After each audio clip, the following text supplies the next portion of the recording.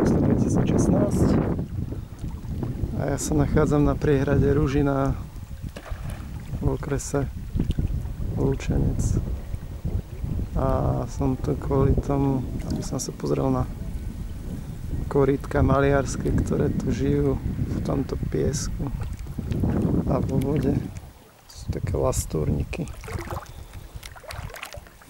To znamená také vodné snímky, ktoré vyzerajú.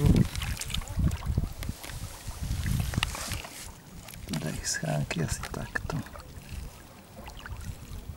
Toto je lastúra korytka maliarského. Druhá strana.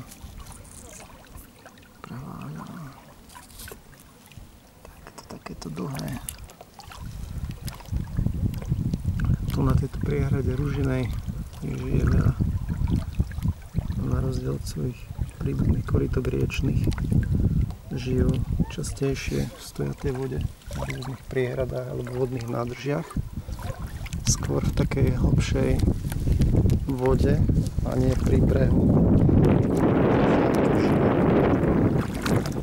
Maliarské nájsť. Celkom teplá voda dnes.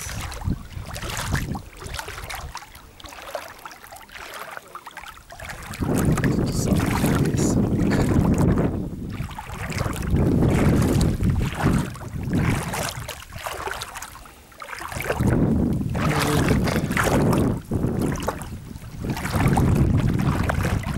Pol metra. Hĺbky pol metra a viac.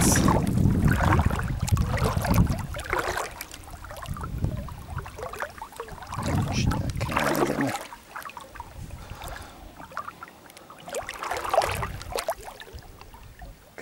Priehrada. Aha, tu je jedno korýtko. A aj ho vidíme.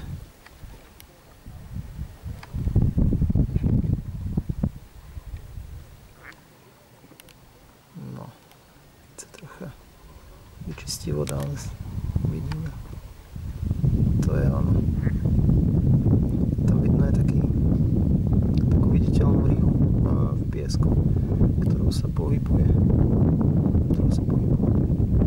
No ja to teraz vytiahnem. Dobre, toto je jedno živé korytko maliarské. 8 cm. Tak to vypadá.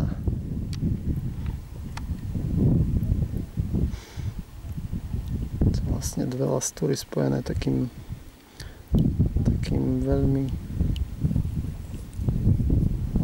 mäkkým alebo pružným väzom, ktorý sa volá ligament. To je toto tu hore. A on vlastne drží tie dve časti, dve lastúry, pravú a ľavú. Či by sa rozišlo to korýtko. Je to zviera, ktoré dýcha žiabrami. Má dva páry žiabier. Pravých a ľavých. Má dva príbuzné druhy na Slovensku. Korýtko rybničné a korýtko riečné.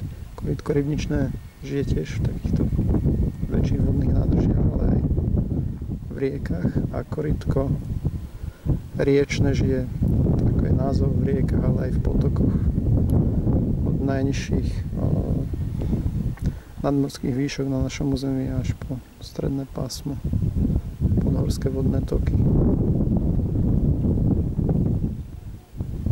Takže toto je korýtko maliarské na priehrade Ružina. Žije ich tu veľmi veľa.